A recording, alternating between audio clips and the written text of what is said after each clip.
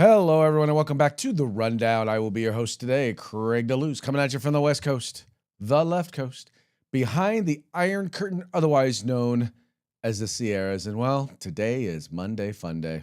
I stop what you're doing, cause I'm about to ruin the image of me that you're used to. I look money, a king bee making honey, see? Each state, I hope you're ready for me. Now gather round, I'm the new sheriff in town. All my people rise up and stand your ground. Now drink up all the Diet Coke you got on your shelf. So just let me introduce myself. My name is Trump D. I like my mashed potatoes lumpy. Fake news, oh how I like to punk thee. That little sniper on the slow tin. He took a shot but he missed me. I don't fall, y'all, I'm like the ever-ready bunny. Still going strong and spunky. So put on your big boy pants. Come on, do the dance. Trumpy dances, it shines to do the Trump. Come on, do the Trumpty Trump. Come on and do the Trumpty Trump. Check me out, y'all. We do the Trumpty Trump. Just watch me do the Trumpty Trump. Yeah. Do you know what I'm doing? We do the Trumpty Trump. Come on, everybody do the Trumpty Trump. It's time to do the Trumpty Trump. Yeah, my favorite. That's right, folks. Today is Monday. Fun Day. We're having a good old time here today. Mike is caught out of town, waiting to get home, man. Unfortunately, Mike is not going to be joining us today, so you're going to be here, I'm going to be here, and we're going to talk about the news and have a good old time, despite the fact that Mike is not with us. But that's all right, though. We're going to have a good time. Let's get into it. Start the way we usually do, and that is with a quick shout-out to our sponsors. We're going to start with the folks over at Hitman Industries. Now, they make rifle and pistol caliber barrels, and they're available for you to purchase at any length at hitmanindustries.net. If you purchased an AR in the last few years, there's a good chance you already have one of their barrels. Why not get another one? Then we've got the folks at the California Republican Assembly working to help elect conservatives at all levels of government, from school board all the way up to President of the United States. Ronald Reagan once referred to CRA as the conscience of the Republican Party. You need to find out why. Just visit their website at cragop.org. That's cragop.org. Next, we have the folks over at Hog Holsters. That's HAWG Holsters. They like helping Americans wear guns. They have the best in concealed carry tactical holsters available on the market. In fact, by the way, they want to help Americans wear guns so much, they're willing to give you a discount. All you have to do is use the discount code, The Rundown, all caps, no spaces, one word, just like it is right up there. And you're going to get your Hog holster on discount today. And then finally, if you're looking for new gear, you got to start at uscombatgear.com. Trust me, that is a place where you'll find all things tactical except the gun. Whether you're looking for hats, whether you're looking for boots, whether you're looking for pants, whether you're looking for belts, whether you're looking for backpack, you're looking for, you name it. Like I said, they have all things tactical except the gun. They have a huge selection, very competitive prices. Once again, you got to find out. You got to find out by going there. Once again, uscombatgear.com, the place where you can find all things tactical except the gun. Also want to encourage you, if you haven't already done so, please subscribe to the 2A newsletter. 2A newsletter. You will find it at 2anews.us. It is the place to go to get all of your Second Amendment news. Whatever you are looking for, trust me. I'll tell you, in preparation for this show, I'm constantly looking for news, right? And that's what made us decide that we wanted to go ahead and get this site started. Because we want to have a place where, rather than having to go to a bunch of different websites, you got one place. In fact, it's not just one place. The one place is your inbox, right? All the stories that are going on, everything that's going on in the Second Amendment community, you will find here. You'll also find even the mainstream media, when they write stories dealing with the Second Amendment, you will find it. You go on here and you will find deals, you will find vlogs and blogs, you will find the whole kit and caboodle, including, by the way, the rundown. You'll find it all there at 2anews.us. Sign up today, because here's the thing, folks. The best part about it all is it is absolutely free. That's right. It is free. Want to also, by the way, encourage you to remind you, if you are watching the show during the 3 o'clock hour on the West Coast or the 6 o'clock hour on the East Coast, then you are watching us live. And we would love to get your comments. We'd love to hear what you think about the program. We'd love to hear what you think about, anything. Go ahead and let us know. And by the way, I don't care if you agree with us or you agree with me or disagree with me. In fact, I encourage you to disagree with me, because then that gives me the opportunity to mock you. Oh, wow. Is that a mockingbird? Man, is that a mockingbird? Is that a mockingbird? Now, were Mike here, he would definitely go out of his way to, encourage you to try, because, we don't mock you because, we're mean. We do it because it's entertaining. And, the most important thing about this show is that we're entertained, or at least that I'm entertained. Usually a little more entertained when Mike is here, but hey, you know what? I deal with what I deal with. Anyway, let's go ahead and get into today's stories. And this first one, I have to tell you, I want to say that it surprises me, but it doesn't. And it has to do with NBC did a story recently to talk about how many Americans are basically saying that the Stars and the Stripes, the American flag, is now kind of a red flag. And I'll tell you the story, and then we'll talk about why I'm surprised, why I am not surprised. I'm disappointed, but I am not surprised. Because I think this, once again, this says a whole lot about kind of where we are right now, right? Where we are as a nation. Anyway, moving right along. So this is the piece that's over at NBC News. Let's see if I can pull this up here. There we go. All right. So it says here, as the nation turns 250, many Americans say the Stars and Stripes are now a red flag. Oh, what do you mean? The American flag, to some, it's Old Glory. To others, it's MAGA hat on a stick. To fly or not to fly an American flag. No, to fly or not to fly an American flag. That was never a question for Bruce Watson, who has put his national pride on display for years and nudges neighbors in his small New England town to do the same. I'm very proud of our flag, the writer said. It's the symbol of we the people. But as the polarized nation marks its 250th birthday, Watson, 72, worries his Stars and Stripes may now need an asterisk. If we do fly the flag, we will also put out signs to make it clear we are not MAGA, he said. The American flag is a symbol, striped with many meanings. Striped with many meanings. Whether it's hung on front porches, waved in parades, protests, and World Cup matches, or stamped on lapel pins or boxing trunks. Like so much else in American life, it has also been tangled up in politics and policies of President Donald Trump. NBC News asked readers to share their feelings and practices around the flag in a moment. Polls suggest when patriotism, national pride, and optimism for the country's future are all fraying. Like Watson, some say the flag can be taken as an endorsement of the current administration.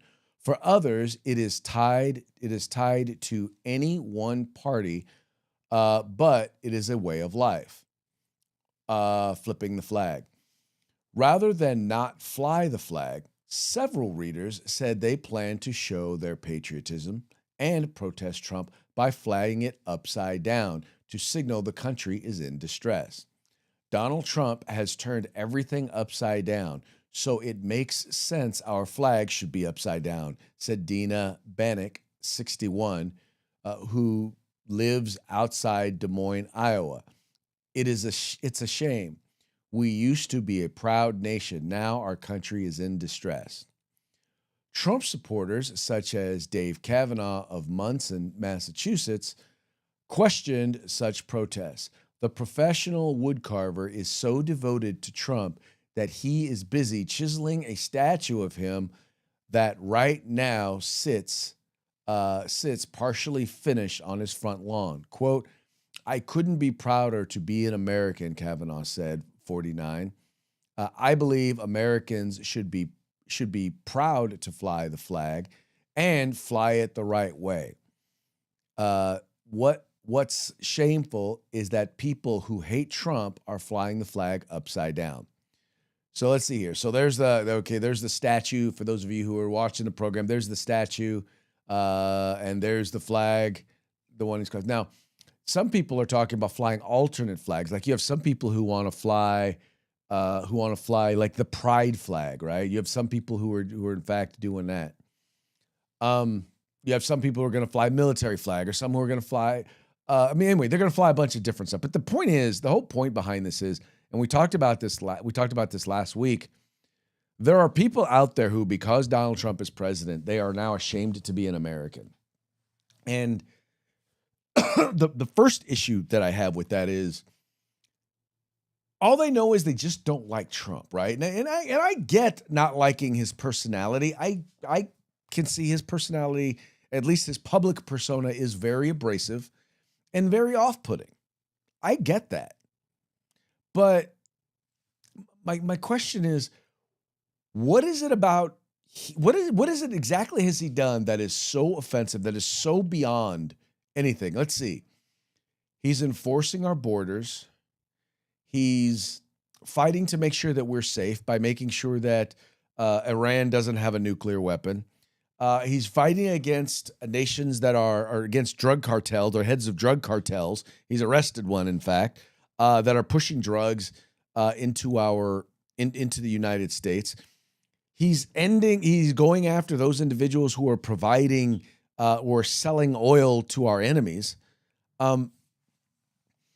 I just think that what has happened is the left and the media is complicit in this, because they're so focused on the personality that they ignore the policy and the policy successes that this president has had, whether it be in his first term, where he took what was an economy that was languishing somewhere around 2% GDP, or economic growth, and he pushed it to its upper limits, right?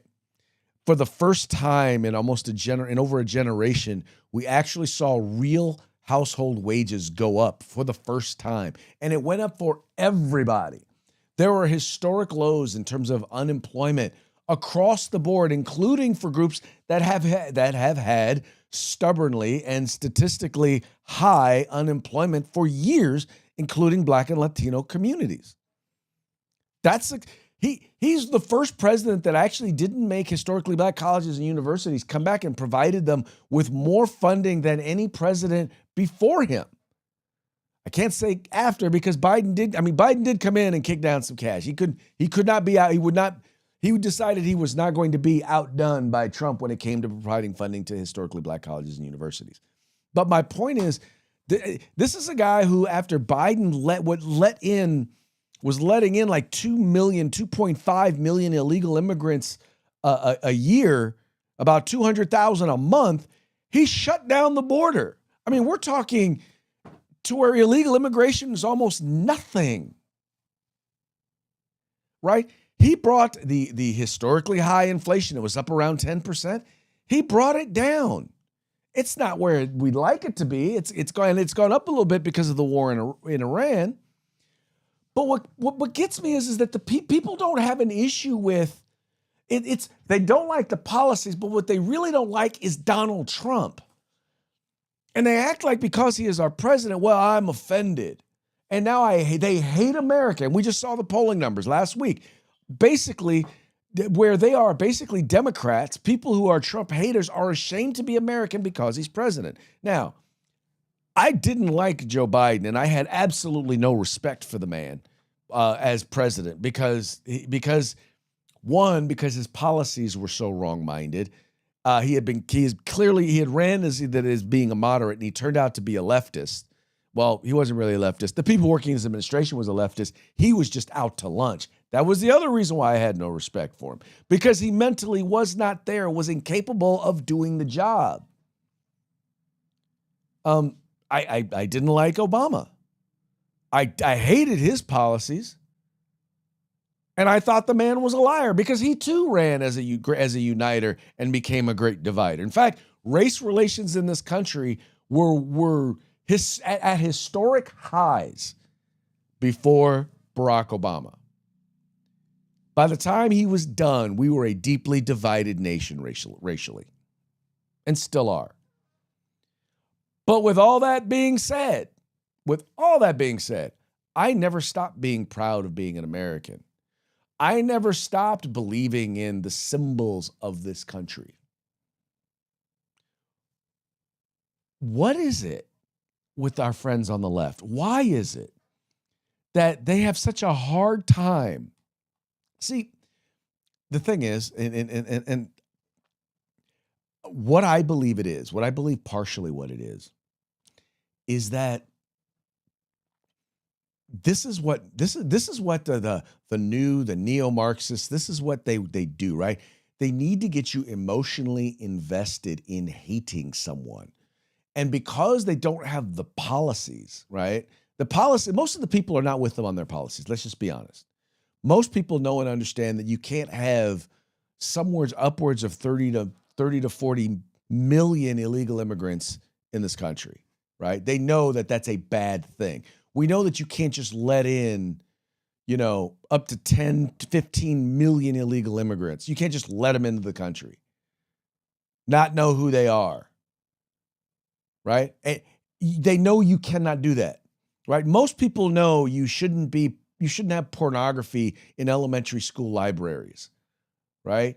Most people know you shouldn't be teaching or talking to little kids about adult content, about adult things like sex and sexuality. Most people know that. Most people agree with it. These are the 80-20 issues that we talk about all the time. But they're wrong on the issues. The Democrats are wrong on the issues. The Marxists are wrong on the issues. So, in order to capture you, they're going to go after the guy who they're like, they don't like his personality. They think he's a jerk. And I wholly agree. President Trump, many of the things that he says, they don't show him in a very good light. They don't. Especially, by the way, when the left and the media take what he says, lie about it, manipulate it, give you small snippets out of context to misrepresent what he's saying, then I get it. You're going to think he's a jerk.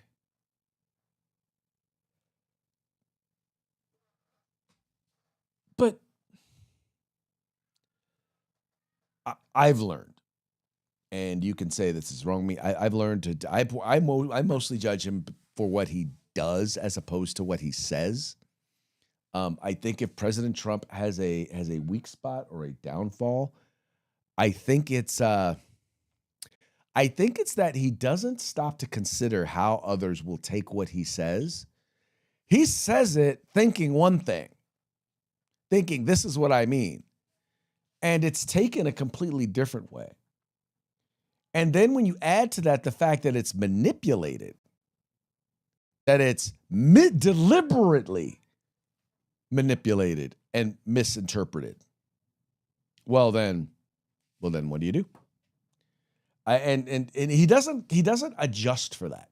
And some of it, by the way, a lot of it is self-inflicted wounds. A lot of it is stuff he didn't really have to say. The fights he didn't have to pick, but he chose to pick them anyway. Anyway, I'm not in this to talk about why Donald Trump is a bad guy.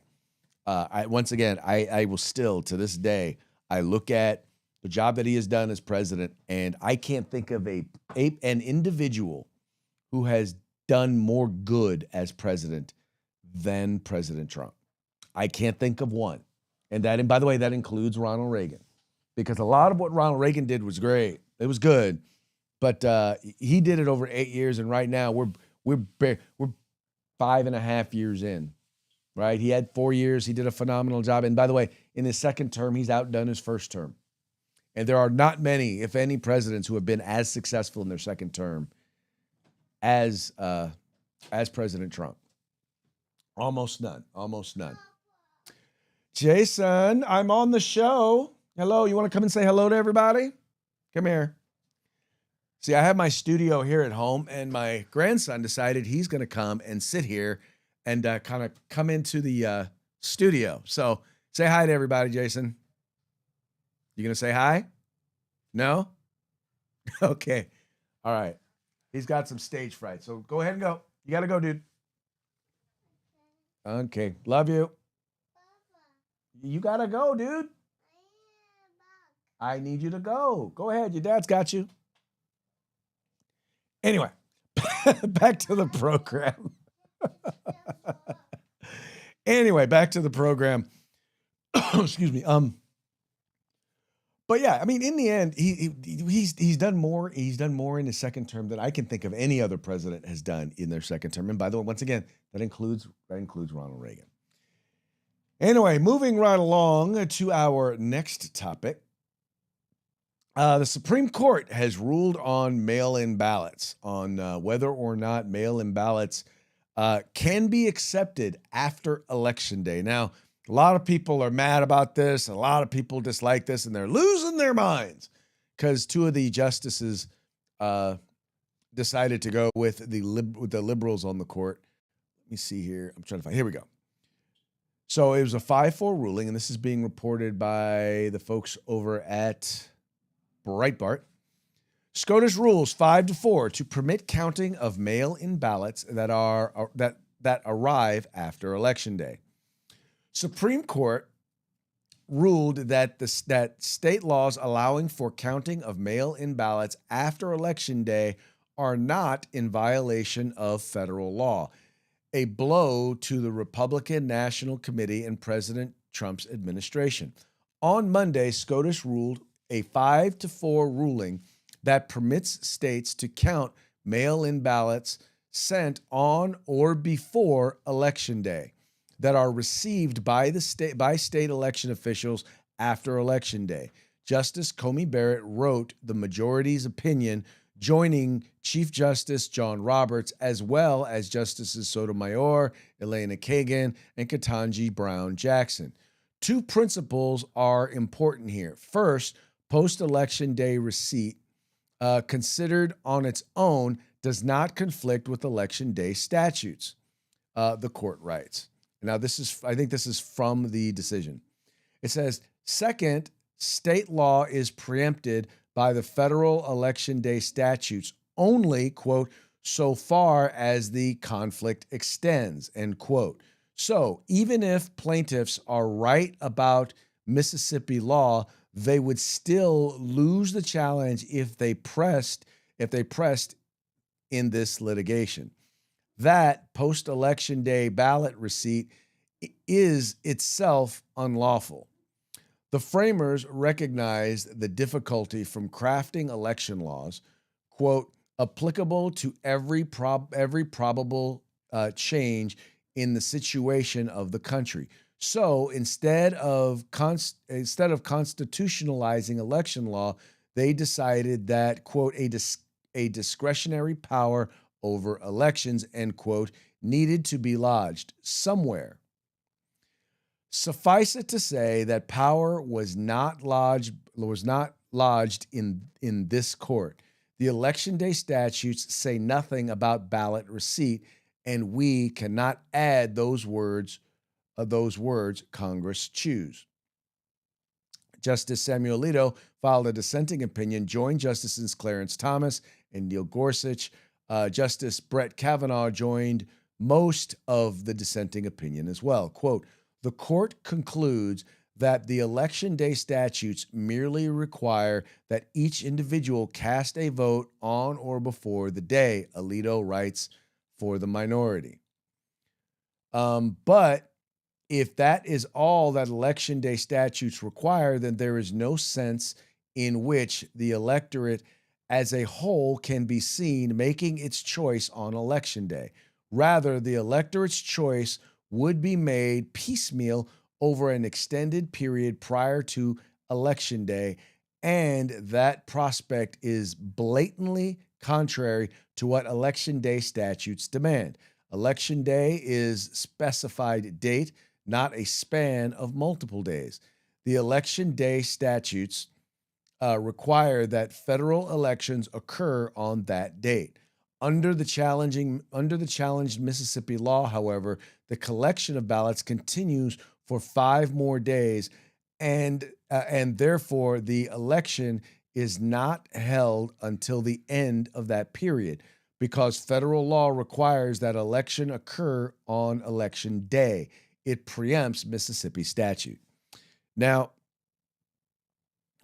I hate to say this, and I'm sorry, but to me, a lot of this, The biggest issue is not so necessarily, for example, in the state of, I think it's Missouri where they're talking, or Mississippi.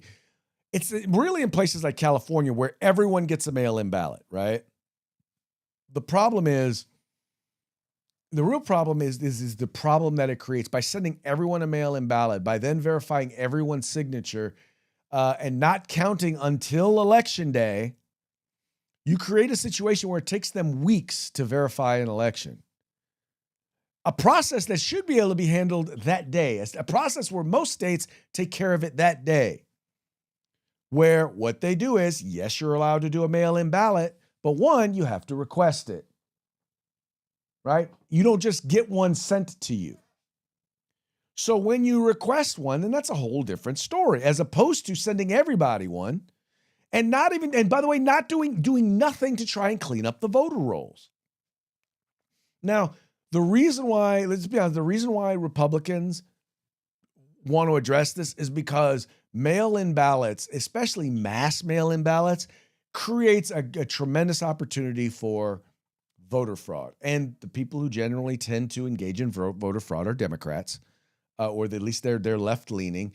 And by the way, they're also the ones who tend to mail in their ballots later, right? They do these things called ballot harvesting, which is also part of the problem.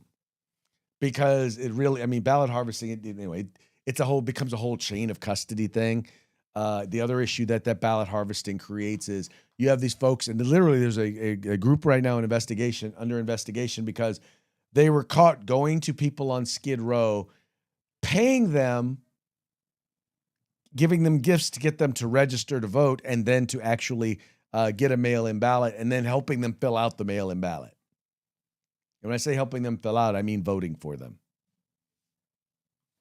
That's the accusation. And they're under investigation for that. And that's how, in many cases, the Democrats steal elections. And by the way, they don't care about whether or not they actually get enough, that they actually win or get enough votes. All they care is to get enough votes to win. Their whole goal is to win the election so that they can get and maintain power. That's their thing. By the way, quick shout out, American Crossfire. Thank you so much for tuning in. Always appreciate you. But this is, anyway, so I don't see this as dire as I think some folks do, although the media is always going to play it up because they hate the president. So any opportunity to make him look bad, which once again, I'm going to say this, for those of you who keep saying on the left, who keep saying, oh, well, this court is in Donald Trump's pocket. Well, here's another decision. And this is, by the way, not the first decision that this court has made against Donald Trump. During this exact term, they've made at least, there was this ruling. They ruled against him on the tariffs. They ruled against him. He wanted to get rid of one person who was on a federal commission. Couldn't get rid of one, but was able to get rid of another. These folks are making decisions based on the law. They're making decisions based on the law, as opposed to, trying to be in Trump's pocket. I know y'all don't see it that way because no one's going to go out now and say, oh, well, look, the Supreme Court's in Trump's pocket. I dare you. Go ahead. This is the decision that definitely didn't go his way. But I know some of y'all don't care. Some of y'all don't care. Anyway. All right, this was one, and I thought, so there is a city down in LA County that actually was looking at charging $1,000 for a concealed carry permit application. Well, they would not be outdone. They would not be outdone by the city of San Jose, or by San Jose, they're looking to charge folks about $1,500. And by the way, keep in mind, in California, you have to apply every 2 years. That's here. It says San Jose, California is already home to the most expensive concealed carry permit in the state, but the cost is going to climb even higher on January 1. Right now, the city charges applicants a whopping $1,491 to obtain permission to exercise their right to bear arms. But on Wednesday, the rate will increase to $1,591. The city isn't the only jurisdiction in California to charge four figures to exercise a fundamental civil right. Santa Clara County, where former Sheriff Lori Smith was convicted by a civil jury for running a pay-to-play scheme involving rarely issued may issue permits a few years ago, is still doing its best to keep the number of active permits low by charging $976 for the initial application fee, along with more costs for mandated psychological testing and firearms training. California Rifle and Pistol Association and the Second Amendment Foundation are suing Santa Clara County over its fees, and if a judge rules the county out of line, then San Jose's fees could be on the chopping block soon after. As the groups alleged in their initial complaint, the high price to apply for a permit is undoubtedly going to have a chilling effect on residents exercising their rights. Okay, there's two things I'm going to say here. One is, it may have a chilling effect, and it will definitely have a chilling effect on people applying. But here's the deal, folks. First of all, let's be real. Criminals are going to carry guns. They're not going to get a permit. I don't care if the permit is $100. I don't care if it's $50. If someone is a criminal and they want to carry a gun, they're going to carry a gun. The only people for whom this may chill are the law-abiding citizens. And it's going to chill them in one of two ways. One way is going to be in which they're going to opt not to carry a gun because they're not going to be able to or not going to want to pay $1,500 every 2 years to get a permit. That's a lot. When you consider that, first of all, firearms tend to cost more here in California, when you consider that, and then all the other things that go into owning a firearm in California, you're going to get a lot of folks who are going to decide, yeah, no, I'm just not going to carry.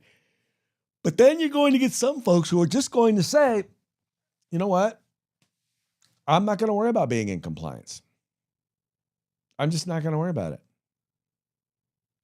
I'm just going to carry. And they're going to ignore the law, and you're going to take law-abiding citizens and turn them into criminals. And I think that's the real goal here. It's not that they don't want people to carry guns. They want people who want to carry guns. They want to turn them into criminals so that they can make it so that they can't own guns. That's their goal. Does not surprise me one little bit. Anyway, that's what's going on right there. Yeah. Anyway, so, and by the way, once again, this is, you need to think about how cost prohibitive that is. And by the way, you also have the state of California that wants to require you to take a training class just to be able to have the right to own a gun. So now you add, okay, I got to take a class to be able to buy a gun. I got to take a test, which I got to pay a fee for, in order to own a gun. I also now have to buy the gun, and I have to go through a background check to buy the gun, which costs money. And if I want to carry it, now I got to go take another class so that I can carry the gun and do another background check, which costs money.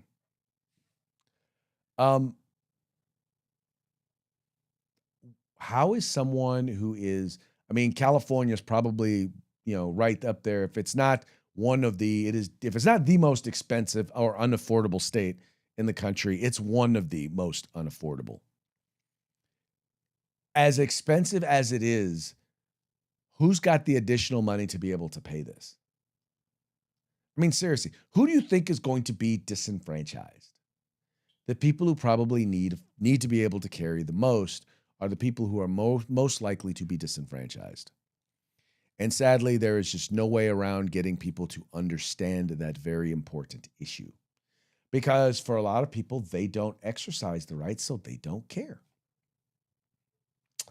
They've chosen not to, so they just don't care.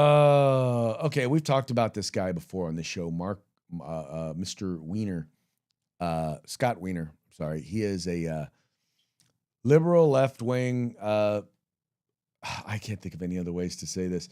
I mean, this is a guy who has promoted some of the most evil legislation. He's the one that pushes for pornographic materials in schools. He's tried to decriminalize the possession of child pornography. He's worked to decriminalize having sex with children. Um, you name it. I mean, he's tried to decriminalize, prostitution with children, or offering a child for prostitution. He's tried to make that a misdemeanor. It's just, dude is just a bad dude.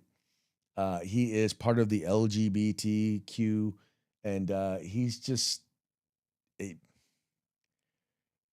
all I will say is this: is that if he is promoting some of the most perverse stuff out there, but evidently his positions on those issues was not enough to save him from being ridiculed at the Trans Day parade for all the evils that he is guilty of. The one that got him in trouble this time was being Jewish. And I see on the genocide in Gaza, and I think your policy on the genocide in Gaza is terrible. I think you belong here. You do not belong here. You do not belong anymore. It's because you trans people terrible, and you've been terrible. You've been terrible on Gaza. Yeah. Once again, I will continue to say this. The very people who are there who are screaming about Gaza would be thrown from a roof in Gaza for being gay or being trans. They would. For advocating for homosexuality or for people being trans, they would be thrown off of a roof. Anyway, this is the thing. When your entire identity, and this is the thing, the entire identity of the left is to not be Donald Trump, to not be conservative, to not be Republican. It is literally to tear down the system. That's all they care about. And it's interesting to watch them implode and eat their own. When I watched as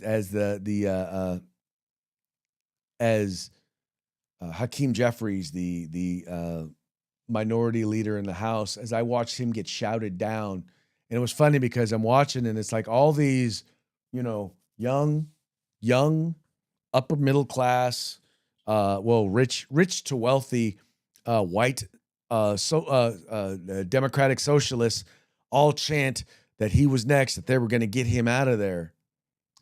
Chant that at a black man. I'm like, yeah, they don't care. They do not care. They're how do I want to put this? They only care about socialism. And if you ain't a socialist, you ain't one of them. And what they fail to understand is that when socialism comes, it's going to come for them next. And then I'm watching the Democratic Party, and I've told plenty of my Democratic friends, I'm like, look, if y'all don't get a handle of this in your party, they're going to take over. They're going to take over the Democratic Party. And if you look at it right now, that's where all the energy is on the left. It's all the energy on the left is with the wackos. And the thing is that I'm just wondering, those of you who are the only saving grace for the Democratic Party is that there's a bunch of people who don't believe in the stuff that the wacko left believes, but they hate Donald Trump more. And so they'll vote for the craziness. They'll vote for the wackiness, or they won't believe that it's real. But now you look at it, you're seeing it right there. It's in front of your eyes. How do you not see it? They are telling on themselves. How do you not see it? Time for y'all to wake up. Time for y'all to wake up. All you blue dog Democrats out there, it's time for you to wake up. Because if you don't, oh man, it's not going to be good for America. Let me be real with it. It's not going to be good for America. We have to have two functioning parties. When I say two functioning parties, I mean that, that are debating on the political issues, on the actual issues, that aren't demagoguing one another, that aren't demonizing one another, that aren't so focused on hyperbole that they forget policy. Right?